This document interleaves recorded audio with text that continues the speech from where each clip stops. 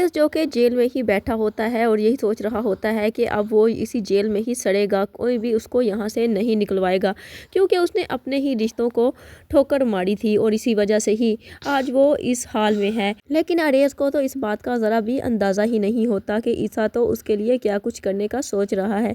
ईसा तो अरेज को ढूंढ रहा था कि आखिर अरेज है कहाँ, ताकि वो उसकी मदद कर सके। और जब अरेज का पता चलेगा तो ईसा अब पीछे नहीं रहेगा और उसको फ़ौरन से ही जेल से रिहा करवा लेगा। निको जो कि अरेज की नज़रों में खुद ही गिर चुकी है, क्योंकि उसने लालच में आकर अपने ही शोहर को गिरफ्तार करवा दिया। और अब निको और उसकी फैमिली का भी बहुत बुरा हाल होने वाला है, क्योंकि उन्हें अदालत की तरफ से नोटिस आ जाएगा कि उनके पास सिर्फ और सिर्फ 4 दिन है। 4 दिनों के अंदर अंदर उन्हें ये घर खाली करना पड़ेगा।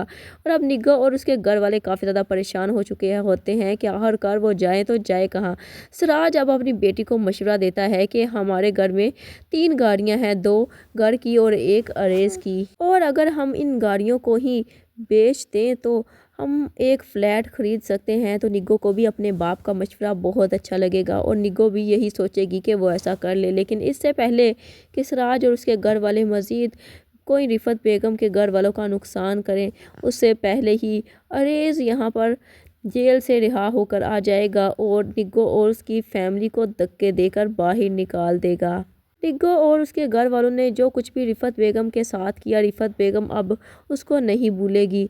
अब रिफ़त के सामने ये सब लोग गिड़गिड़ाएंगे और माफ़ी मांगेंगे, लेकिन रिफ़त बेगम इन लोगों को माफ़ नहीं करेगी। रिफ़त बेगम ने इनकी बातों में आकर सबाहत के साथ भी बहुत बुरा सलूक किया था और अब रिफ़त बेगम को भी अपनी गलतियों का एहसास हो चुका होता है कि उन्होंने इस लालची फैमिली को अपने घर में जगह देकर बहुत बुरा किया था।